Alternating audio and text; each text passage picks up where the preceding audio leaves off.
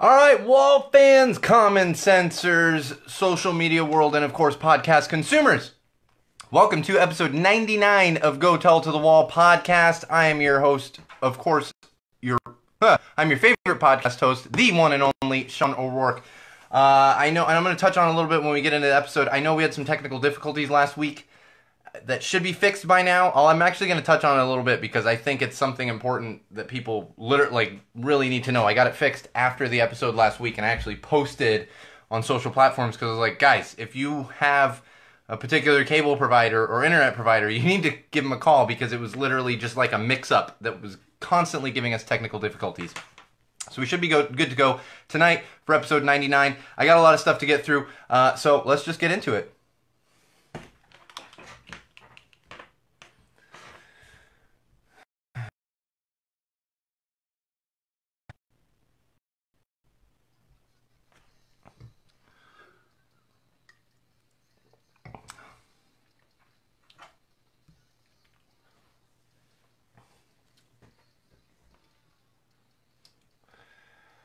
Alright, wall fans, common sensors, podcast consumers. Welcome to episode 99 of Go Tell to the Wall podcast. I am, of course, your favorite podcast host, the one and only Sean O'Rourke, and we've got an awesome show for you tonight. Got all the usual topics. A couple of announcements we're going to get into, actually, because as you heard, this is episode 99, so we've got a little bit of housekeeping to do, a couple updates we're going to get into. Interestingly, I will probably be adjusting my levels throughout this episode because I've had this ear infection ever since I was sick, like a month ago or so, and it's finally getting better, and I put on my headphones tonight when I got in the studio, and I was like, oh, God, I can hear again. It's amazing. It's not fully gone, but I can actually hear a little better now, interestingly. So, let's kick things off with our social plugs. Social plugs, that's right, you can follow us during episodes, between episodes, after episodes, whenever you please, and you can do that in multiple ways. One of those would be Twitter. Head on over to Twitter. You're going to find our official Go Tell to the Wall Twitter account, which is @TellTheWallPod. That's right, @TellTheWallPod. You can also follow my personal Twitter account, which is @MagicMuppet. That's right. If you are a Twitter user, please follow those. You're going to stay updated on things, all that great stuff. If you're not a Twitter user, just ignore that. I know there's a lot of people out there that don't use Twitter. We talked about it last week. Additionally, you can follow us on Facebook. We're currently live on Facebook right now with episode 99. And to do so, head on over to Facebook, facebook.com/Go Tell It to the Wall. Like our page, check back often. That's going to keep you updated. Similarly, how you will be updated on Twitter. Facebook's a little more important as far as the links and stuff that get posted, because usually when I talk about stuff that needs to be linked or further information needs to be given, it tends to go up on the Facebook page. We have admins there, people that are keeping stuff in line. So if you're only going to follow one thing, if you don't use a lot of social platform-wise, definitely get on the Facebook page. That's going to keep you a little more updated than Twitter. Twitter's going to tell you when episodes and stuff dropped, but for the most part, Facebook is going to give you more information. That's where we have our on-air producers, Bridget and Chris, helping things out, as well as a couple other admins. So again, facebook.com/Go Tell to the Wall. Like our page. Please, please, please like our page. Additionally, we are on YouTube, of course, and it's, once again, as of like yesterday, it's safe to be on YouTube. We'll get into a little bit of that shortly here in our social section. So head over to YouTube, search Go Tell to the Wall, subscribe to our page. That's where you're going to find our beer reviews. You're going to find clips from the show. You're going to find entire episodes. If you don't like use Facebook, you don't use any social platform, but you use YouTube, you can actually find the full live feeds that get posted on our YouTube channel. Again, just search Go Tell It to the Wall, and you're going to find our YouTube channel. And of course, now the live feed is being jumpy again. So let me see if I can get people off of my Wi-Fi here. Hopefully, it'll get a little better. And of course, most importantly and all-encompassing of those things I just mentioned would be SeanO'RourkeLive.com. That's right, SeanO'RourkeLive.com. Bookmark it, check back often. You're going to find links to all those things I just mentioned, as well as a link to our Patreon page. If you have the means and you see fit to do so, please help us out financially. Every dollar helps. Throw us $1, throw us $2, $5, whatever it might be. Patreon is the place that you're going to be able to do that, and you're going to get some perks. Once you head, I'm not going to list all the Patreon perks, but once you head over there, you see you can even so much as get your name on the wall in the studio here, which is right behind me for those of you that are watching on the live feed. And you're also going to find our blog posts, photos, and stuff go up there. Stuff you're not going to find anywhere else. So most importantly, make sure you bookmark SeanO'RourkeLive.com for all things that are the one and only Sean O'Rourke, as well as all things Go Tell It to the Wall. It's funny, I started saying it because it was getting, no, the live feed's a little better now.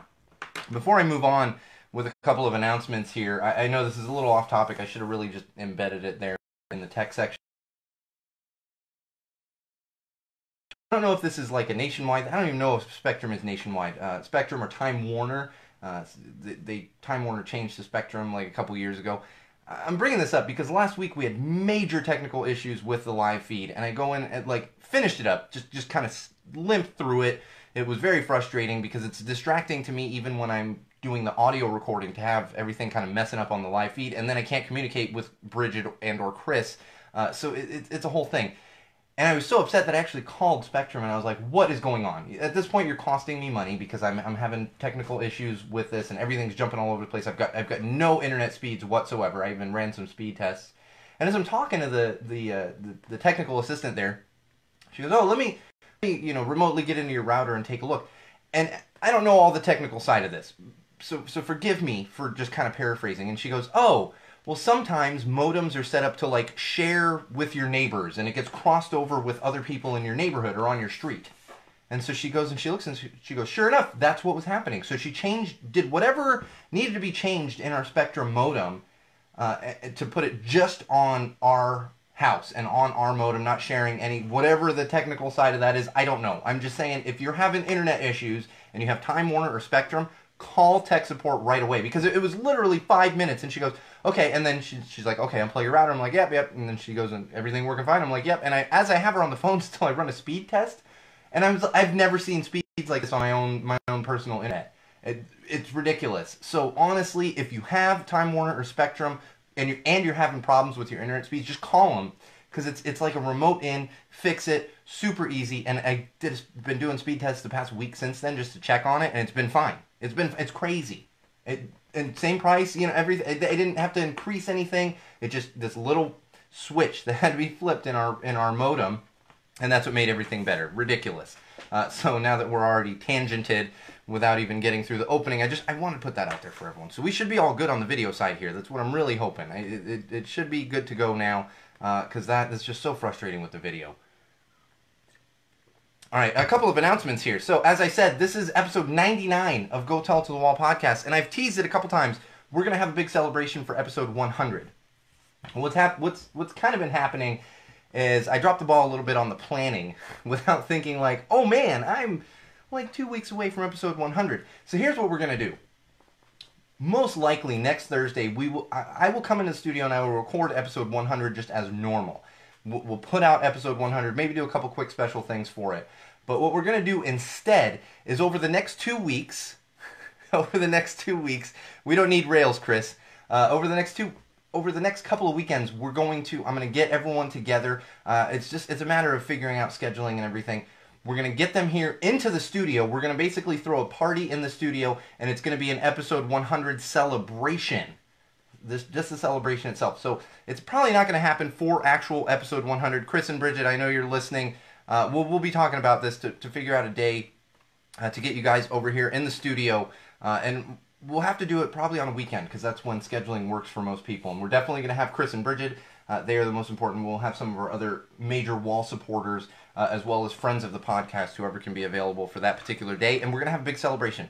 We're going to pop some champagne. I'm going to have everyone in the studio. Well, kind of in and out of the studio. We'll probably just have an open studio door that day, that night, whatever it might be, and we're just going to have some fun with it. I will let everyone know. I'll give everyone probably a week's notice, so that even if you only listen to the audio, subscribe to the audio, you can actually try and catch the live feed. Hey, Matt. Centibration. Thank you, Matt. Centibration.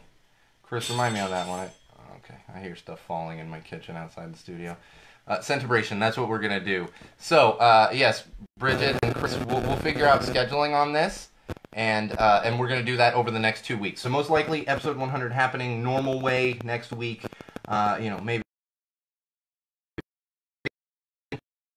that's a big supporter of the podcast, big fan of the podcast that really that I know personally. So Matt, you're definitely invited. I know it's a bit of a long haul for you. Definitely, I mean, we have some other fans that like to communicate with me via SeanO'RourkeLive.com. I don't know that we're going to be inviting them, the people that I don't necessarily know. But that is the plan. Don't mark your calendars yet, because it's coming. I will make sure everyone is fully aware of when that is going to happen. And then, of course, if you're subscribed and you only listen to audio, you're going to be good to go. We're probably looking at like a 2-hour episode on that one, similar to Star Spangled episode that we did last 4th of July. Going to do something similar. Might be 2 hours. We're probably going to drink way too much. And we're going to have some fun with our on-air producers, with everyone that has helped to grow the podcast, that has touched the podcast, and all of our big fans. So look forward to that. More information coming soon. TBD. But it will happen over the next 2 weeks. I can promise you that. All right, one more thing before we move on to social platform trends right now is beer this week. Oh, I'm excited about beer this week. Chris, if you're still on there, I don't know if you are, if you're still dealing with the girls. Samuel Adams Summer Ale. This is Sam Adams Summer Ale. It's super tasty. I haven't been drinking a lot of Sam Adams lately. I haven't. It just doesn't come up a lot here in Southern California. But with summer right around the corner and it heating up very much so here in Southern California, wanted to get this one. It's super tasty. Interestingly, it's a summer ale, but it's a citrus wheat ale. So it has a little bit of a wheatiness to it. It's not like a Hefeweizen. It's not full-on wheat beers. Those tend to be a little heavy for me. This is kind of in the middle. It's a wheat ale. Super tasty. Chris, you would definitely enjoy this one. Plus, it's Sam Adams. I know you are a Sam Adams fan. So check them out. You can get this one pretty much anywhere. Nationwide, I'm sure, and Sam Adams is pretty nationwide, and I have a feeling, regardless of what grocery store you shop at, you're probably going to see it popping up there soon, if not already. So check them out. Samuel Adams Summer Ale. This might be the first Sam Adams we've had on the podcast. Although I'm trying not to think about Boston too much right now because my Bruins are, Bruins. All right, social platform trends right now. That's the other thing. Once we do kick off episode 100, or maybe episode 101, we're going to switch up formats a little bit. I've been discussing this with some people that work on the podcast, and we've got some changes, good things, additions, and stuff to get into once we do cross that 100th episode threshold. But for today, we still have our social section. I want to go through some podcasts. Podcasts, hashtag, same thing. I want to go through a couple hashtags that are floating around the social platforms right now. A couple of them I'm really enjoying and I think are very important. And a couple funny ones, of course. Sammy's Summer, that's true. Sammy's Summer. That's Chris. He's a bit of a Sam Adams fan. I'm enjoying it. I'm just trying not to think about the city of Boston right now, though I will admit I'm quite spoiled. But I will say it right now, I would trade a Patriots championship for a Stanley Cup any day. I just would. Not a World Series, but I'd trade a Patriots one. Hashtag Pride 2019. Hashtag Pride 2019. June is Pride Month. I believe internationally, but definitely here in the United States. I believe it's also international. Apologies, I'm not super familiar if it is international. Like I said, June is Pride Month, and so people are sharing this hashtag, hashtag Pride 2019, and showing not only their pride, but people are showing their support for others, which I think is extremely important. So even if you're not celebrating your own personal pride, make sure you're supporting your friends and family and everything else, because most likely, anyone's listening to this podcast, you probably have friends or family, that are either in a same-sex relationship or have been, and have dealt with some trials and tribulations throughout their life. And it got me thinking when I was kind of looking at this today and writing up some notes. It feels more important this year than it has in previous years. Now, previous years being the past few years, but there's such a fervent level of hate in this country right now that I think celebrating pride and showing for those that do celebrate extreme. So please share that hashtag if you feel the need to, or you feel like you want to participate. But even if you're not sharing it yourself, support those that are, because this is a time to celebrate pride. Something that many people, especially of a certain age, this never thought this was possible in their lifetimes. Never thought it was possible, and here we are, fortunately. And we need to make sure that certain powers that be aren't destroying that. aren't literally trying to break it down, because that's what's happening in our country right now, as well as around the world. But unfortunately, in our country, where we made so many strides for the past past 10 years, 20 years even, but really the past 10 years, we're talking, and now it's just, there's threat of tearing that down. Anyway, another one that I find really interesting and I think is very important right now is hashtag men for choice. Hashtag men for choice. This is a campaign that's kind of been bubbling up a little bit, and obviously we've talked a little bit about the women's reproductive rights laws that are being changed and challenged in places like Georgia and Alabama, and Louisiana, and all those other states that are trying to take away many rights that should be just absolute God-given rights. And so this topic has come up, men for choice. It's basically a campaign for men to take responsibility and recognize that having a baby, yes, women bear the absolute brunt of carrying a child, birthing a child, and really feeding a child to an extent, depending how you're doing your feedings with a newborn child. That falls heavily on the mother. But the thing is, to make that happen, it's not just a woman that's doing it. It takes two to tango in this situation. And so this campaign, this hashtag Men for Choice, is really pointing out that men should have an active role in birth control.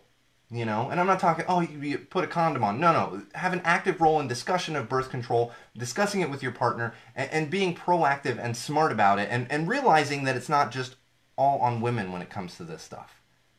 Because that's what happens. It all gets put on women. There's so many different choices that women have for birth control. And we're talking like putting foreign objects within their body, or pills that might mess with their hormones. And men just have to put on a condom. And they think, oh, no, I'm good to go. No, this needs to be a discussion where men are involved in this as well, in addition to defending a woman's right to choose, because as I've always said, I am both pro-choice and pro-life, because I would like to see children be born, but I also know that because I don't have a uterus, I really don't have a say in that. I have zero say in that. I won't even, I will vote in favor of things, but I don't think men should have a say in women's reproductive rights. You can't. You don't know what it's like. We don't know what it's like. You don't. All right, so let's get into some of these funny ones that I've actually been enjoying. Oh my gosh, I see it again. I noticed this when I first came in. There's a mosquito in the studio with me, wall fans. Oh, there it is. It's coming. It's coming. So if you hear me go like, god damn it, I probably got bit by the mosquito that's flying around. There it is. I missed it. Freaking mosquitoes. That's what all my years in Southern California, never knew we had mosquitoes until I moved into to this side of the neighborhood here in Highland Park, and we got mosquitoes over here.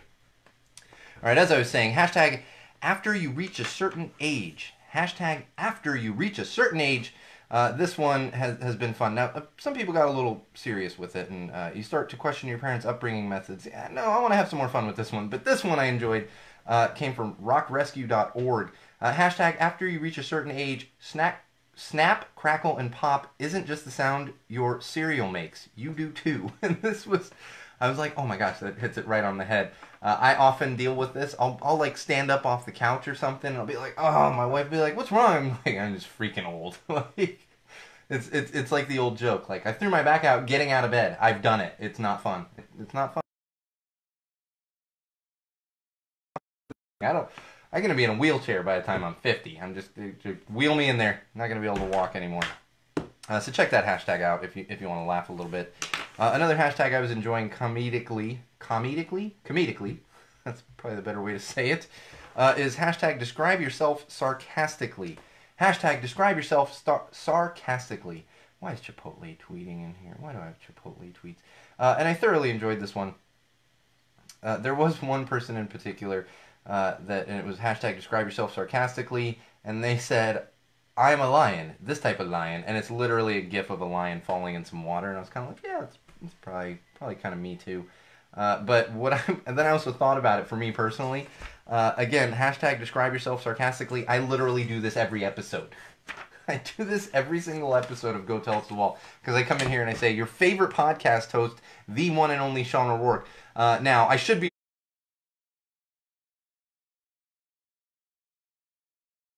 your favorite podcast host. So, and maybe not. I'm sure many of you out there listening are have other podcasts that you listen to, and maybe I'm not your favorite podcast host, but I'm definitely not the one and only Sean O'Rourke. I'm probably not even the one and only Sean O'Rourke in the zip code. It is a fairly common name. I've talked about that many times before. There was another Sean O'Rourke when I was working at Universal, and it caused so many problems for the mailroom. It was I got so much of his mail, it was crazy. All right, one more hashtag I want to share with you, and then I want to get a little serious here on a couple things. We're going to have a lot of social stuff this week just because that's kind of what's happening right now. And Chris, I'm curious what you think about this one. I didn't even have a chance to watch it. I don't know if you did. But a hashtag that's going around right now just popped up, I think, yesterday or today, because this news just dropped in the past, 2 days. Day and a half, 2 days. Hashtag Save Swamp Thing. Hashtag Save Swamp Thing. Remember, probably a couple months ago now, I can't remember which episode, we talked about the new DC television show Swamp Thing, and it was going to premiere on the DC Universe, which is a subscription thing that you can go and watch. I think they have old shows that are DC shows on there. That might be interesting. You watch the early 90s Flash, as well as comic books and stuff. Well, Swamp Thing launched this week. They released one episode, and then after that episode, I'm laughing. I feel bad for anyone that's on this. I'm only laughing because it's this is the world we live in. After one episode, they canceled Swamp Thing. They've canceled Swamp Thing. There's going to be no more Swamp Thing. I'm sure there's going to be a couple more episodes depending on what they had in the can. Chris might be a little more aware on how much Swamp Thing they had. Yeah, Chris isn't even Swamp. I'm not either. I wasn't hankering to watch it, which is funny because I watch DC shows. I watched The Flash. I watched The Legends of Tomorrow. I think I'm going to end up watching Arrow here soon. And I wasn't super excited about this one, but unfortunately it is gone, and people want to save it. So hashtag Save Swamp Thing if you want to save Swamp Thing, or try to. It's very similar to Save Daredevil and Save Constantine was another show that people just don't like dark heroes, I guess. So or companies don't, production companies don't. People do, and that's why they want to save all of these shows. Anyway. All right, so this is kind of a shifting a little more. We're going to talk more than just hashtags when it comes to social media and things that are trending right now. And this one's important to talk about. Chris Evans, have you heard about this Straight Pride Parade? Straight Pride Parade. It's a thing that's going to be happening in Boston in August, and it's just blew up on social platforms. Absolutely blew up. And of course, famous people, actors and stuff are getting a hold of this. So I will share with you, this is what Chris Evans tweeted. Directly from his tweet, and I quote, "Wow, cool initiative, fellas. Just a thought. Instead of Straight Pride Parade, how about this?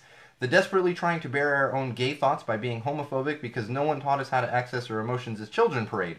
What do you think? Too on the nose?" End quote. I like this, that Chris Evans is speaking out. There's one thing I want to point out with that, and I actually saw someone push back on this a little bit. I don't think we need to always assume that it's latent homosexuality within these people that are doing dumb things like straight pride parades and everything else. Maybe it is, maybe it isn't. But this is kind of like when people were speaking out about and stuff, and what's his face over there in Russia, and it was all about them hooking up sexually and stuff, and people were like, why does it always? And this is kind of where I am with this. It's yeah, maybe there's some latent homosexuality, but let's not automatically go there. Let's just call it what it is, and they're douchebags. However, I want to share this from James Fell. I'm not familiar with James Fell. Maybe, Chris, you can hit me with where exactly his background is, but I just really enjoyed this. Even more than the Chris Evans stuff. And bear with me because it's a little long, but I think it is super important. It is because this hits the nail on the head as far as why you don't need a straight pride parade. You don't. Remember the thing, when BET came out back in the 90s and people were like, where's the white entertainment channel? You have tons of them, dude. You have all of the channels. You're good to go. And that's what's going on here with the straight pride stuff. So from James Fell, again, and I quote, "It's official. Boston is going to have a straight pride parade." Although, hey, let me get away from the quote there for a second. Boston is the city of Boston is not holding a straight pride parade. Let's nip that in the bud right now, because I know a lot of that's going to come back on the city of Boston. I'm not going to sit here and passionately defend Boston, but it's not the city of Boston putting this on. There's some guys that have gotten permits in the city of Boston, so it's going to take place there. Again, back to the James Fell tweet, and I quote, "I'm straight. I like being straight. A big reason why I like being straight is that I've never once experienced bigotry for my sexuality. I don't have to fight for my right to marry the person of my choosing. I didn't have to concern myself with being beaten or killed because others didn't accept who I wanted to sleep with. I didn't have to stay closeted out of fear or worry about the reaction of my family, friends, or colleagues by coming out. I never got called a slur for being straight. No one told me I'm going to burn in hell for being straight. There aren't any programs where I could be sent to be tortured into no longer being straight. There aren't any countries where you can be put to death simply for being straight. There's nothing I ever had to fight for or struggle against because I'm straight, and therefore there isn't any reason to take pride in it. Grateful for the privilege I get? Sure, but pride, I don't see it. What I do see is this parade is misnamed. It's not a straight pride parade. It should be called I'm a homophobic piece of shit parade. End quote. Yes, homophobic. Latent homosexuality, homophobic, these are two different things, and that's basically everything to a T. So thank you very much, James Fell. Good on you. Good on you as well, Chris Evans. He actually retweeted that at one point, as well as sharing his own stuff. And it's the thing, people just don't get it. People don't get it. Stuff like this makes me just completely lose faith in humanity, which I got to tell you happens on an almost daily basis. I often get up in the morning and I'm like, why is there not more common sense in the world? And then I walk out into the world and I'm like, this is why. Because everyone's an idiot. You know? Not everyone. Not all of you. All of you common sensors and wall fans, none of you are idiots. Well, some of you probably are. I mean, I'm an idiot. I'm just an idiot in a different way. I'm a compassionate idiot. I may be dumb, but I'm not that dumb. Come on now. Oh, gosh, people. People, right? All right, another thing I want to talk about right now, and this blew up on social media from last night. Last night. Chris, I'm sure you saw some of this because it was all over the place, especially kind of in the sports world here. So, Nicole Curran and Beyonce. Beyonce and Jay-Z were at the basketball game last night. It was what game are we at? 3 of the NBA Finals. They were sitting courtside. They were actually sitting with the wife of the owner of the majority owner of the Golden State Warriors, sitting with the wife. What happened was apparently at one point during the game, she asked Beyonce and Jay-Z if they wanted something to drink, and she was hosting them. She had invited them to the game, was hosting them at the game.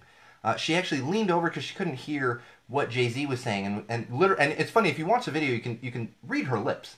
He ordered a vodka tonic, and she leans over because she can't hear him, and she says, "Do you want a lime?" Well, people of the internet and people of the sports world noticed this, and I guess Beyonce gave kind of a side eye because this woman is leaning over toward Jay-Z. And so everyone ran with it. Oh, this woman's trying to get Jay-Z, trying to steal away Jay-Z. And in fact, Nicole Curran started getting death threats on social media from the Beehive. Have you guys heard of the Beehive? Yeah, I wish I hadn't. These are Beyonce fans, and they can be real assholes. Because they think this woman was trying to steal away Jay-Z. She's married to one of the richest men in the world, but yes, she's trying to steal away Jay-Z right in front of Jay-Z's wife. Like, what do you even say to that? And here's the thing.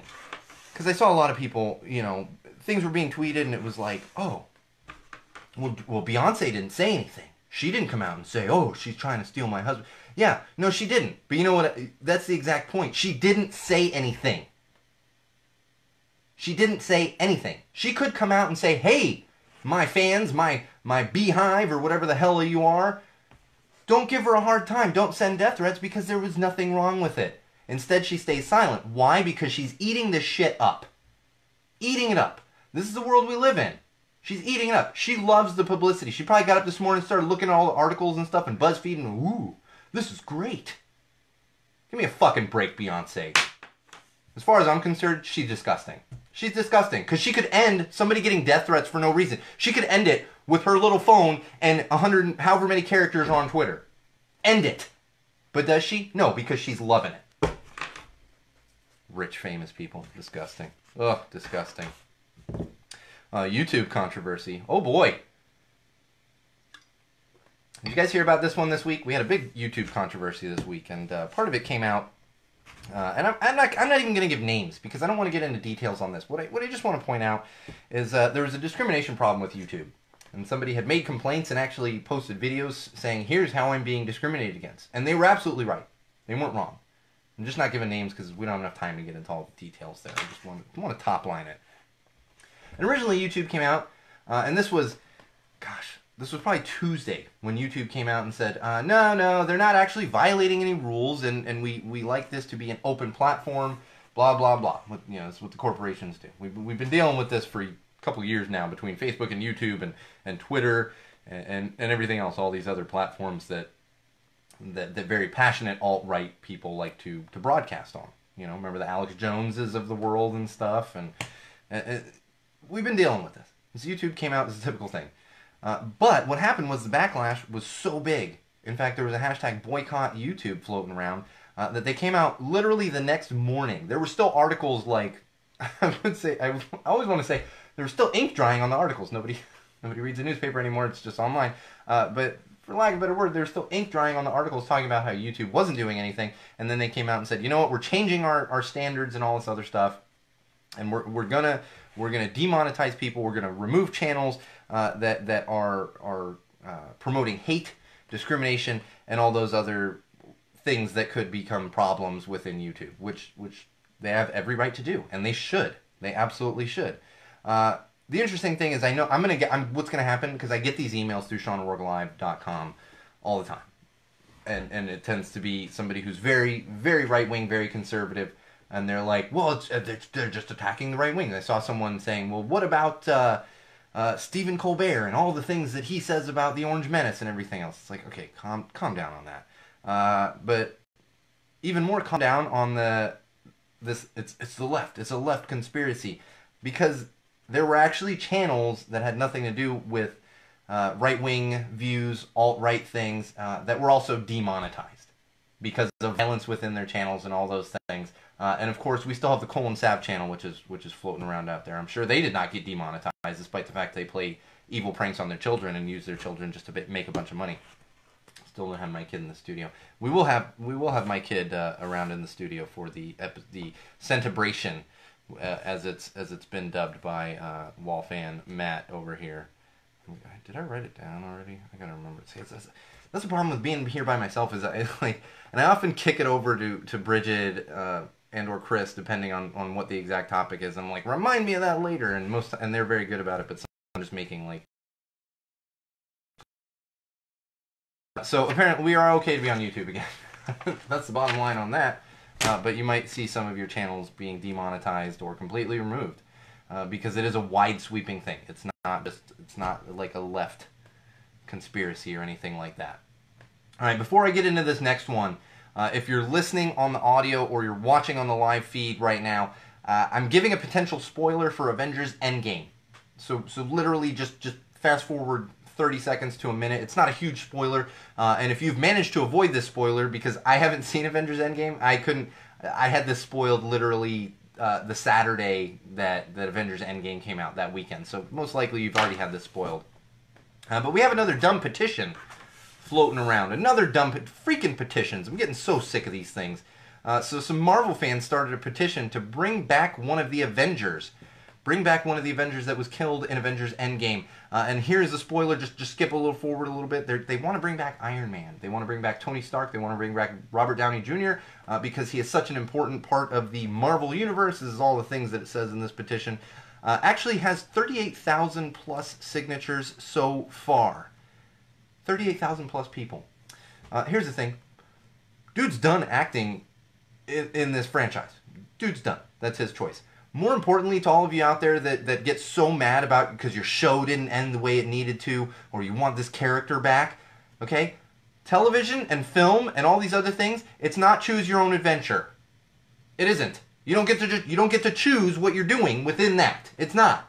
If you want to do that, go read the old books from like the 80s and 90s, choose your own adventure. Then you can choose where you want to go. It's not how this kind of entertainment works. It's just not. Exactly, Bridget. So Bridget's like, I'm sure Robert Downey Jr. get right on that. That's a funny thing too. It's like, real. He's gonna look at this petition and be like, oh, sorry fans, I will be back. And it's like, what? Get a life. And more importantly, I've said this the past few episodes when we were talking about petitions. Yeah, get back to your fan fiction, guys. It diminishes real petitions. That's absolutely what it does. It diminishes real petitions. If we could get this kind of passion behind things that are important in the world instead of a fucking movie, God, imagine how great the world would be. But no, we're going to whine about a fucking movie character. Give me a break. Give me a break. It's stupid. Sorry, I'm making more notes here. Oh, all right. Galaxy's Edge. Oh, boy. Oh, man. Y'all know that my daughter is much cooler than me. And you probably do know this, but just to clarify, my wife is also much, much, much cooler than me. To the point where she brought me this little thing home on Monday. For those of you on the live feed, that's a cool little patch. It's a Batuu patch, which is the new planet or land or whatever that Disney came up with for Galaxy's Edge. Yeah, my wife, much cooler than me, to the point where she spent her workday on Monday checking out Disneyland and Galaxy's Edge. Yeah, brought that little bad boy home for me as a bit of a souvenir. Yeah, I'm like a child. My wife brings me home souvenirs from when she does work things. It's just how it works.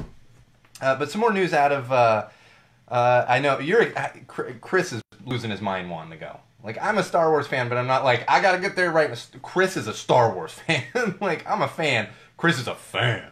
Like, and respect. I don't know enough about Star Wars. I'd be like, what is it? Oh, I kind of remember that from, I enjoy it, but I'm not as much of a fanatic as many people out there.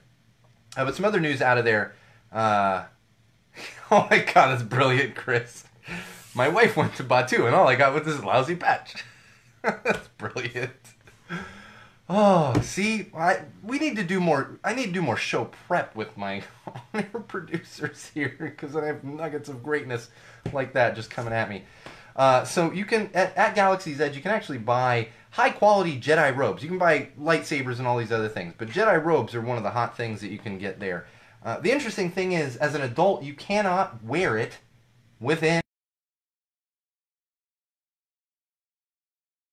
If you've been to Disney, you've seen kids dressed up. They have a rule that if you were over 14 years old, you were actually not allowed to dress up in like full costume at Disneyland. This makes sense to me because they don't want to cause any confusion with cast members. They have cast, especially, these Jedi robes. I'm sure there's cast members walking around in like Jedi clothing, including a robe and everything. So they don't want that confusion. So I totally get it. The interesting thing though is, I'm also kind of, and maybe Chris, you can shed some light on this. If I was getting something like that, like a robe, I'd want to wear it at the park. Like that's like, of all the places to wear it, like I'd want to wear it at a park. I was trying to think of something comparable. So I have a Dickies jacket, which a lot of people call them battle vests, battle jackets. It's all patched up. It's got a lot of bands on it and everything. It's actually a replacement for one that I lost years ago, and I've been working on it for a little while now and trying to replace a lot of the patches that I lost on that previous one. I almost exclusively wear that to shows, so in a comparable way, I was kind of like, well, I would want to wear it at the park, but I do get it. Well, I don't think they monitor everyone necessarily, Matt, but if they see a full-grown adult, they're probably going to be like, you can't, yeah, see, that's what I'm saying, Chris. You're going to wear it to the grocery store? You can wear it around your house? Like, I imagine it costs more than my nice, cool terry cloth Deadpool robe that I have. So it's like, do you need a $200... probably like a $200 thing. Do you need a $200 bathrobe? I don't know. And nothing against people that are like... And I'm sure...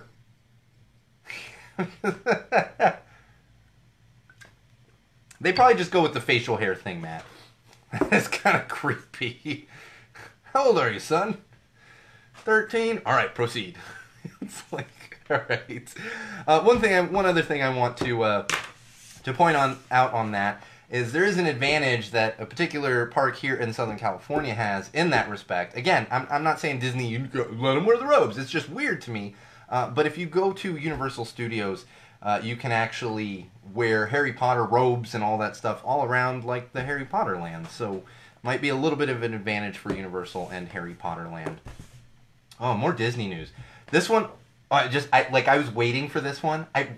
The day I saw the Toy Story 4 trailer, I was waiting for this.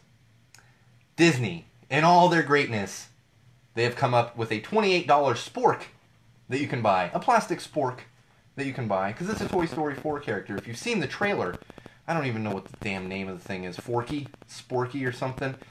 So one of the kid characters in the movies creates this, like... character made out of spork, and it has like pipe cleaner arms and googly eyes. It's a plastic spork with googly eyes and pipe cleaners for arms, and it's $28 because that's what Disney does. Now granted, it does talk. Apparently it has a button that you push and it talks. It says, why is there a snake in my... No, that's the other character. Somebody's poisoned the water well, or whatever he says. It's been a long time since I've seen Toy Story. I was still working at Disney last time I saw a Toy Story movie. But $28 for a plastic spork with pipe cleaner arms. You know what else is ridiculous about this? The whole point in the movie is that the kid character in the movie made it. Didn't buy the toy, made it. That's the thing, is Disney and their ever-growing greediness is like, we need to charge $28 for this. You know what I would have been okay with? Like a $5 kit. Even $5, which is crazy, because it's a plastic spork and pipe cleaner. Make a $5 kit. With a spork, googly eyes, pipe cleaners. Make your own, kid. But no. Disney and all agreed, $28 for a plastic spork. Get out of here. It's ridiculous. It really is ridiculous. All right, another television news. We got some news out of Universal. Punky Brewster. Remember Punky Brewster back in the 80s? Started in 1984. And then there was a little animated show. Soleil Moon Frye actually voiced the Punky Brewster character.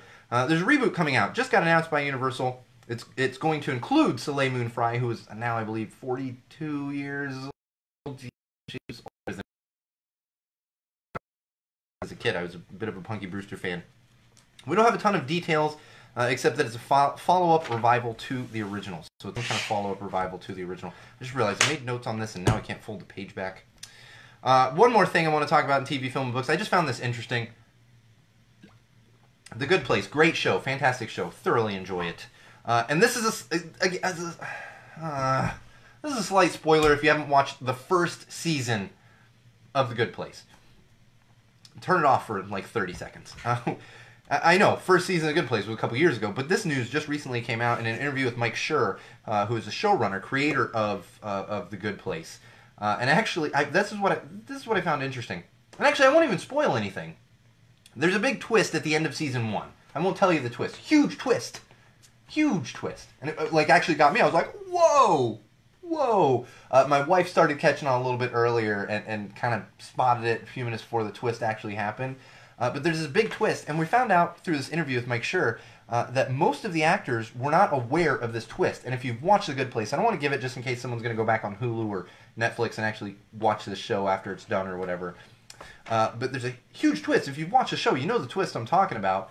And the only two actors on the show that knew this, and really there's kind of 6 main characters, as well as some other characters. But the only actors that actually knew about it were Ted Danson and Kristen Bell. And I found that really interesting. It had to be an absolute trip for the cast to have that happen. You know, you go and... yeah, no, I can't use... It's a big twist. Matt's teasing me over here. We got the Wall fans and they're fun on the live feed. It's a big twist. I mean, you've seen it. Have you seen it, Matt? It's a big twist. So I found that really interesting. All right, let's get into some music news. Matt, I'm glad you're on, Matt. And Bridget, if you're still on, I would like your input on this one in particular. Really, the both of you. Well, not quite yet, but we're going to get into some music news, and I do want some input from you guys here. So going back to the Straight Pride Parade, we got some news from Mark Hoppus, the great Mark Hoppus of Blink-182. I'm still a little mad at him for spoiling Game of Thrones, but he's doing better things now. He actually did a nice little Instagram Live last Saturday for the official 20th anniversary of Enema of the State. He actually came out with a response to the Straight Pride Parade stuff, and I want to give you his exact quote here. Where is it? Oh, here it is. He tweeted this actually on June 5th. And I quote from Mark Hoppus, "To celebrate how utterly ridiculous a straight pride parade is, I'm going to auction off one of my bases, match the final bid dollar for dollar, and donate all the money to the Trevor Project." If you're not familiar with the Trevor Project, it's a fantastic organization. Look them up. They do a lot of great things when it comes to the LGBTQ community, and it's just fantastic. And so not only is he auctioning off one of his bass guitars, which he really doesn't have to do, you know, I don't think anyone's going to give him a hard time if he didn't come out and speak out like this. He's also going to match it dollar for dollar. So we don't have information on the auction just yet, but that is going to be happening. Proceeds going to the Trevor Project. Good on you, Mark. Stop spoiling things. Stop acting like a millennial on Twitter, but good on you for this one. Really appreciate it. All right. More music news. Calypso Rose. Have you ever heard of Calypso Rose? Fantastic singer. She's been around for a very, very, very long time. She just did a little collaboration. Matt, you will appreciate this one as well as Bridget if you guys haven't seen it yet. Chris, too. It's fun. I know particular things. Like I'm talking Star Wars. Chris, what can you tell me about this? When I'm talking some punk rock music, Bridget, what can you tell me about this? You know, and same with Matt. Matt is a big punk rock fan. We've been to some shows together. Calypso Rose actually just released a new track. It's a cover of Amazing Grace, and it's a collaboration with Tim Timebomb, who, if you're not familiar with Tim Timebomb, is Tim Armstrong. That's just his alias. Tim Timebomb and the Interrupters. And it is Amazing Grace. It is a cover of Amazing Grace. It is fantastic. But again, there are a few songs out there. There are a few of them. Daddy Boy being one of them. With my Irish background, Amazing Grace is another one. I get a little emotional. A little too emotional listening to them. But I highly, highly, highly recommend Calypso Rose along with Tim Timebomb and the Interrupters. Fantastic track. Now this one more thing in music that I just wanted to get into. I was having a little bit of fun here. We're going to be so over time, but that's because I had that long intro and I got into a whole tangent. These things happen, but it's all quality content, so you got no complaints. No complaints, Wall fans and Common Sensors. You can complain. I might listen. I don't know. Sometimes I listen. Most times I don't. So Consequence of Sound. This is a music website. They do music news and all that kind of good stuff. They actually put out their top 100 pop punk bands of all time. Top 100 pop punk bands of all time. Now, I just destroyed this list. I was looking through it. Because not only that, but they have little write-ups and then they have an essential track for each band. I'm not going to go through all those things. What I'm going to do is I'm going to give you the top 11 according to Consequence of Sound. And I'm curious, Matt and Bridget, because I know you are both big punk rock fans, big pop punk fans. Pop punk, ska, all the things. It's kind of inclusive of all those things. I want to hit me up on here on the live feed with your top 10. Anyone out there listening, if you're not on the live feed, you're just listening to the audio after the fact, hit me up. Send me a message. I'm curious what your top 10s, if you're a pop punk fan. That's the thing. If you don't know anything about pop punk, punk rock, ska, those things, then you know, this really speaks to a certain audience. So I want to give you their top 11. I was going to do their top 10, but you're going to see why I'm giving you 11 through 1. Number 11, according to Consequence of Sound, is Rancid. Way too low for Rancid. I will give you their essential track, Olympia, Washington. No. Really? That's like not even a top 20, Olympia, Washington. It's a good track. I mean, they're all hits, but no. Number 10, Alkaline Trio. Yeah, that's ahead of Rancid? Okay. Number 9, Brand New. Number 8, Paramore. I like Paramore. They should not be ahead of Rancid. Number 7, Jimmy Eat World. Number 6, Operation Ivy. Number 5, Buzzcocks. All about the Buzzcocks. Number 4, Descendants. Glad they got some love. Number 3, Jawbreaker. Number 2, I can't really argue with these too much. Number 2, Blink-182. And number 1 is, of course, Green Day. So, I want to give you my top 10. This is, of course, my opinion, only my opinion, and I'll be honest, like 10 and 9, I was kind of like, which of all the bands I like do I want to throw in here? Starting with number 10, my top 10 bands. Number 10, Masked Intruder. Fantastic band. They really crack the top 10 because they do some great, fantastic live shows. Number 9, Dropkick Murphys. Fantastic band. Number 8, Homegrown. They are no longer together, but I have seen entirely too much Homegrown for them to not be included in my top 10. Number 7, Pennywise. Fantastic band. I'm going to be seeing them at Gnarly Town in a couple weeks here, along with Rancid and some others. Number 6, Green Day. I love some Green Day, but I just personally can't put them ahead of these 5 bands. Number 5, The Interrupters. They will probably creep a little higher over the years as they go. I need some more time with the Interrupters. As much as I love them, I go to every single one of their shows. They are a top 5, but they are number 5. Number 4, Less Than Jake. Less Than Jake. I will say Interrupters didn't even make the Consequence of Sound list. Less Than Jake was like number 40. Number 3, Blink-182. Can't really argue too much with that. I am a Southern California, San Diego Poway boy. Number 2, Unwritten Law. Unwritten Law. I am nothing but a Poway kid, and if you're familiar with Unwritten Law, you know what that means. And number 1 for me personally is Rancid. I like to consider them, like, to me personally, they're like the Rolling Stones, the U2 of the punk rock world. They just are. Really, you strap me down to a chair with a gun to my head, Unwritten Law, they shift back and forth between number 1 and number 2. and Jake fan too, so we'll have to debate those a little more. Maybe we'll bring this debate back for the Centibration. The Centibration, that might be the time to do it. All right, let's get into some parenting. I just have a couple things that I wanted to point out to everyone because I think these are important things to know, to have knowledge of, to discuss, and all those good things. Because of the technical difficulties last week, I feel like this wasn't completely conveyed, but we are at Go Tell It to the Wall. We are supporting a big Kickstarter campaign that is happening right now. It is called 6 Minutes. Actually, I believe Chris had posted it to the Facebook page like end of last week, beginning of this week. I actually posted it again today, knowing that I had talked about it last week and would be talking about it again. I'm not going to get into the full description.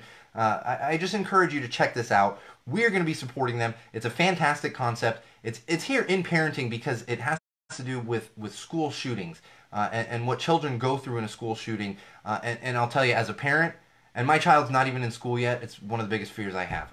Absolutely one of the biggest fears I have. We're going to continue promoting it until that goal is reached. As of today, it's got 46 days to go. I will be backing it myself, absolutely. I'm kind of waiting until it gets closer to the end to see how much I'm going to need to put in there to make sure they hit their goal. So please, please, please, this is an important concept. It's a short film. It's only a $500 Kickstarter. $500. So all you Wall fans out there, Common Sensors, people on this board right here, I know that Chris and Bridget already supported this this exact thing. Well, I'm looking at your thing. I'm going to get back to that in just a second. I knew you were, Chris. And I put it in, like I said, it's in parenting, but this is such a huge thing, and we're going to support them. I'm going to continue promoting it until yeah, see?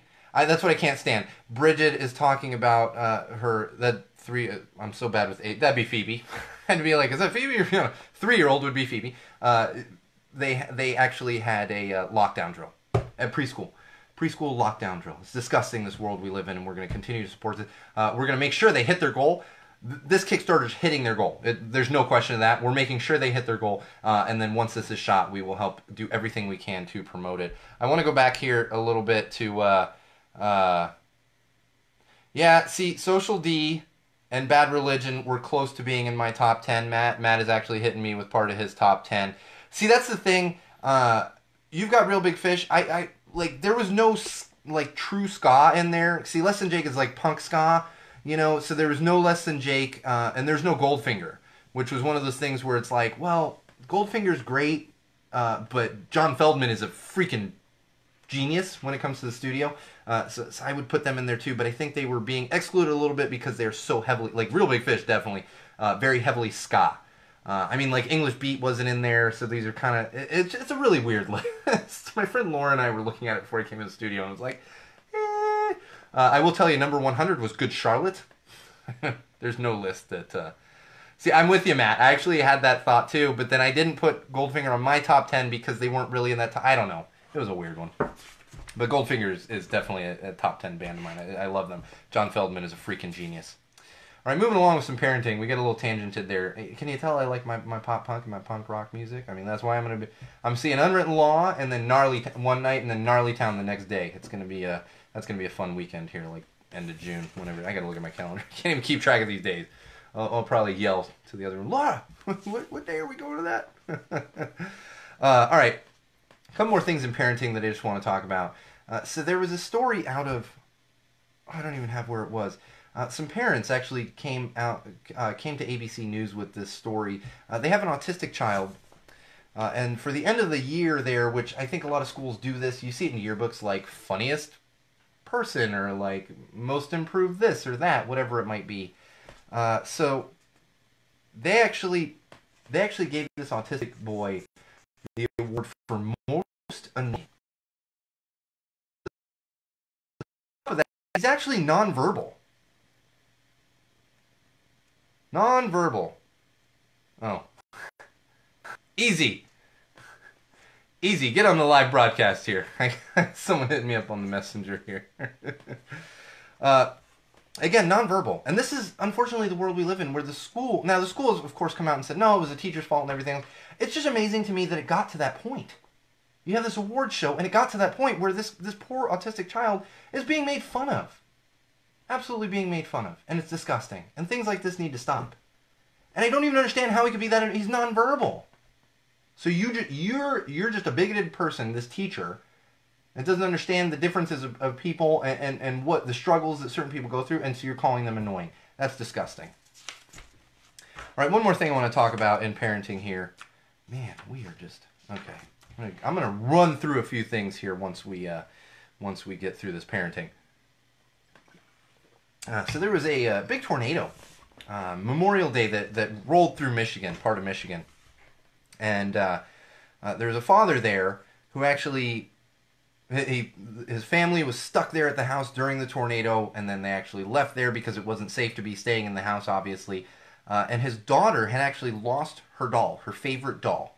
And so what he did was he went back to the wrecked home, went upstairs into her room, searched everywhere, and found the doll. There's actually a fantastic photo of him standing on top of his destroyed, I mean not destroyed because obviously he's standing on the roof of it, but it's off the foundation. The house is off the foundation. It's going to be total loss here. Standing on top of it, huge smile on his face, holding the doll in the air. And you might think, like, man, your whole house is destroyed, but you're so happy about this doll. Yes. And I'll tell you what, I can relate to this in two different ways. When your home is completely destroyed, Easy, I saw your message come across, and you must have heard me because I was like, Easy, get on the live feed. And there's Easy. Anyway, I can relate in two ways. When your home is completely destroyed, just completely destroyed, I've literally been there firsthand. We've talked about this on the podcast. Cedar Fire, 2003. When it's completely destroyed, when you go back there, and if you can find something, find anything that hasn't been destroyed, or something that was personal to you, something that was important, it gives you hope. That's what it does. It gives you absolute hope. As little as that seems, it gives you hope that it's going to be okay. I've been there. I've been there. Additionally, I've been there because kids have certain attachments to things, whether it's toys, dolls, whatever it might be. I go through this constantly with my daughter. She's very attached, and she will not put something down. When her toys, you know, she has a couple dolls that she's very, very much into. She has her lovey. That's what parents and kids tend to call them, that she sleeps with every night. It's a particular thing.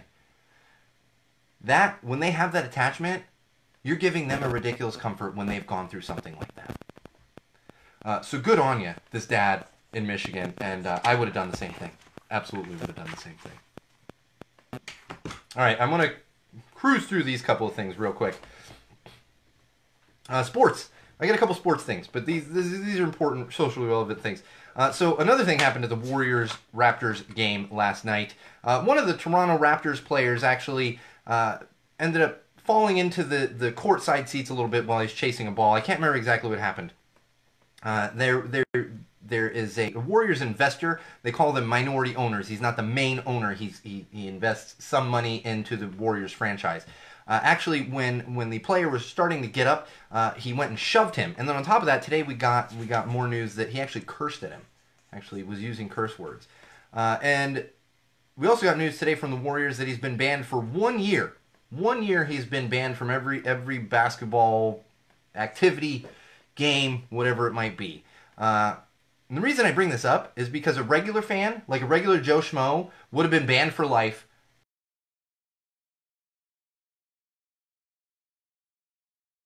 Warriors basketball.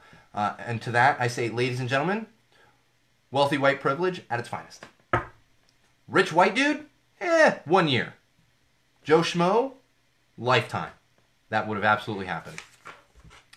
And you know what? I think I'm gonna tease this a little bit because we're gonna talk about this, and I think we're gonna do this one during the Centibration. A story came up about a fan who was at Wrigley Field wearing a White Sox jersey with Rizzo's number on it. Who actually plays for the Cubs, and social media went nuts. They were like, "What is this guy doing? What's happening? We don't even understand." And then he came out afterward and he's like, "Yeah, no, I'm a White Sox fan, but Anthony Rizzo's a friend of mine, personal friend. So I just wear a jersey and I have fun." And it's like, cool. Why is everyone losing their mind? So I want to tease that a little bit because I was actually gathering information this week when it comes to sports fans and kind of gear they wear and everything else. And I would like to have multiple people in the studio to talk about this. So we're going to talk about that during the Centibration episode while we kind of get into all that good stuff. All right, let's get into some tech because we are running short on time. Let me just get another sip of my my Samuel Adams Summer Ale, Sammy Summer. as our producer Chris would say. A couple tech things. Bumping into my microphone here. That's going to sound fun in post. A couple tech things here. Facebook has some cryptocurrency coming. That's right. Seriously, just throwing more shit on Facebook. I guarantee the people like Zuck is sitting in a conference room like, what else can we add to this piece of shit to make it worse than it is? I know everyone's complaining that Facebook has too many things, but what else can we add? Cryptocurrency. Let's make it even more controversial. Come on, Zuck, do better than that. So I won't be buying any cryptocurrency on Facebook, and I recommend that you don't either. Spotify announced a new app called Spotify Stations. I think this is super interesting. This is actually probably going to be interesting for a lot of our listeners out there that enjoy radio. And I know, you know what's funny, Matt, is I was literally going to use that term, but I've used that term, that phrase about Facebook so many times that I was like, let's use a different one this time. I didn't have a clever one, I just used a different one. But I think this will be good for our listeners, especially ones that just like to listen to podcasts and radio and all that kind of good stuff. Because it's called Spotify Stations, new app launched from Spotify. And it's more like radio instead of actual like curated playlists. So you can go on there and find radio stations and listen to particular music that you like. Tinder apparently is adding sexual orientation and gender identity on their app. Makes total sense to me. I figured it was already on there. Clearly, I've never used Tinder. I just assumed that kind of stuff was on there. But now it's going to be on there, which kind of makes sense. It's like it's a dating app. Should we maybe tell people what exactly we're looking for when you're trying to date people? Yes, that would make sense to me. So apparently that's coming. If you're a Tinder user, look forward to that. It'll probably be good. It's going to make things a little easier on that Tinder app. I don't know how Tinder... I've never was on Tinder. Never did any of the dating apps, websites, or anything. I just, never... Not because I'm, like, too cool. I just never did. Never did. Scooter Wars come to Paris. That's right, the Scooter Wars happening in Paris now. And it's been international with these scooter things. But I found this one interesting because apparently there are currently 12 scooter companies operating in Paris. 12! You know, we're talking about San Francisco, and San Francisco was awarding a contract to like 1 or 2 scooter companies to operate within the city. 12 in Paris.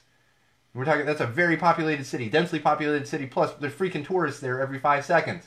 It's like going to Hollywood. You have people that live there, it's densely populated, and then you have tourists too.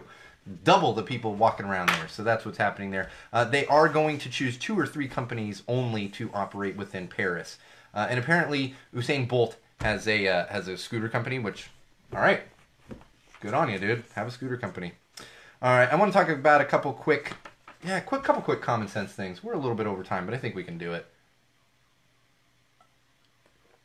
Oh my gosh, Easy. No, I just had a moment there. I play Clash of Clans with my buddy Easy, and I was like, oh my god, I forgot. No, I did it earlier. I did it early because it was today. I want to talk about. I found this article talking about cheap skinny jeans that men will actually want to wear. Cheap being $68 jeans. $68 jeans, this is the kind of world we live in where $68 is cheap for jeans. You know what? Common sense says take your ass to Kohl's or Macy's when they're having a sale. Pick up some $40 Levi's. They got skinny, they got slim, they got baggy, they got any kind of cut you want. $40, you catch them on sale, call it a day. That's almost $20 cheaper than the crap, almost $30 cheaper than the crap that they're talking about here for $68. Give me a break. Like, I don't think I own any piece of clothing that costs $68, with the exception of my suits. I did, right? Yeah. With the exception of my suits, and maybe like my dress shoes. I don't even have shoes that cost that much. I have to ask my wife how much my Deadpool Vans cost. Those were a little expensive, but I just don't, you know, and maybe my like all-weather Vans, but I don't, $68, like who needs $68 jeans? It's so weird to me. So weird to me. Spending $68 on one article of clothing. Come on. Like, do we really live in this kind of world? Good on this market in Vancouver. I'm trying to look at the exact name of it. East West Market in Vancouver, British Columbia. They are fighting the plastic bag ridiculousness by giving out embarrassing bags. Embarrassing plastic bags. They're doing this to obviously encourage reusable bags. One example of embarrassing bags is bags that say the Colon Care Co-op. The Colon Care Co-op. The cool thing is it actually says in small letters on the bottom, avoid the shame, bring a reusable bag. Fantastic. Fantastic. All about it. And really, like, use reusable bags. It's not that hard. You can't even get plastic bags here in Los Angeles, like anywhere around here. Los Angeles, you can't get them. And one more thing I want to throw at you. I don't even really have much to say about this. Oakland decriminalized mushrooms as well as peyote. They've decriminalized mushrooms and peyote, similar to how Denver did it recently. I've talked about it before, so I don't want to get into it again. These types of things have been used for mental illness. Yeah, $1,500 shoes. Get out of here. Get out of here. No shoes need to cost $1,500. I think, like, I'm looking around my studio. Computer. Because I don't think my camera's in here right now. My computer is probably the only thing in the studio that costs that much. Even like all the cool collectibles and stuff, $1,500, get out of here with that. So like I said before, that can be used for mental illness, for psychiatric reasons, psychological reasons, can be all kinds of good things. But of course, be smart. Be smart. Don't just decriminalize things and be like, shrooms for everybody, you know? That's what you gotta do. All right, so that's going to do it for us. We are over time just a little bit. Remember, there's going to be announcements coming regarding the Centibration. Thank you, Matt, for coining that term. We are going to use that one definitely for the actual Centibration.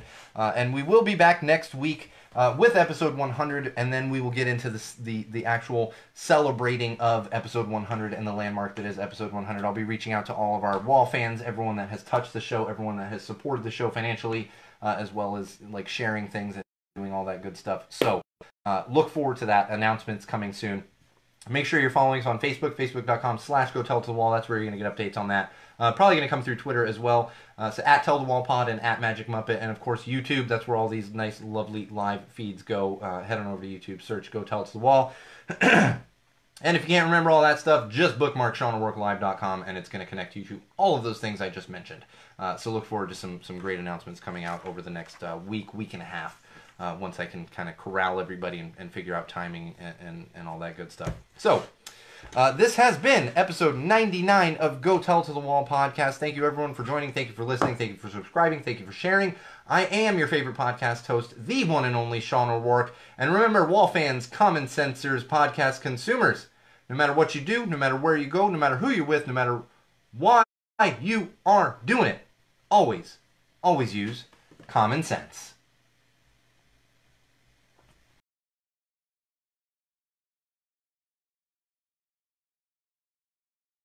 Hey guys, easy, I kind of saw half your message. I'll hit you back on that. I think I am around tomorrow. Right? Yeah, I got nothing. I'm working Saturday night. I got a big game night that I'm working on, which actually probably, yeah. Game night that I don't think I'll be able to talk about. Oh man, I hate those game nights where I'm like, I book these gigs and then I'm always like, ooh, oh, this is crazy. Can't say anything about it. Oh, okay. That's just how it is. Matt, I'm going to read that. No, yeah, $2,000 in clothing. I don't even know how I could get $2,000 in clothing on me. I mean, like even with my like wedding ring, which has diamonds in it, I'm like, $2,000 worth of clothing. Like I'll be wearing some $40 Vans, some like $45 Levi's, and like a $15 to $20 T-shirt. Maybe I'm throwing my Dickies jacket on. It's another. I don't know, what do Dickies jackets cost these days? I haven't bought one in years. Like $30? Yeah. So I'll hit you up easy if you're still on there. Once I finish up kind of doing all the things in here. Like I said, look forward to announcements regarding the Centibration, which is going to be fantastic, as well as kind of some new formats, new things that are coming your way with the conclusion of episode 100. I was kind of waiting for a landmark spot to kind of shift things around and make some changes. Not like big changes. It's still common sense. It's still your favorite podcast host, me. But we're going to just shift things around, and I think it's going to help things run a little smoothly so I don't get so tangented. Like today we got a little tangented, but I also kind of kept it going the way that things are going to eventually shift to. So that gives you kind of an idea of where we're at. Oh, man. That's the problem. IPAs will make me burp like citrus wheat ale. I'm burping. All right, so like I said, look forward to those announcements. Lots of stuff coming your way. Make sure you're following us on all the social platforms. And now that my hearing is back, like I said at the top of the show, I'm doing a little better here because it was a little ridiculous there for like a month. I wasn't fully hearing things. It's like What? And my hearing's not good to begin with, so this is a whole thing. Anyway, thank you all for joining. We will be back next week, same wall place, same wall time. And remember, wall fans, common sensors, social media world, if you've got complaints, go tell them to a wall.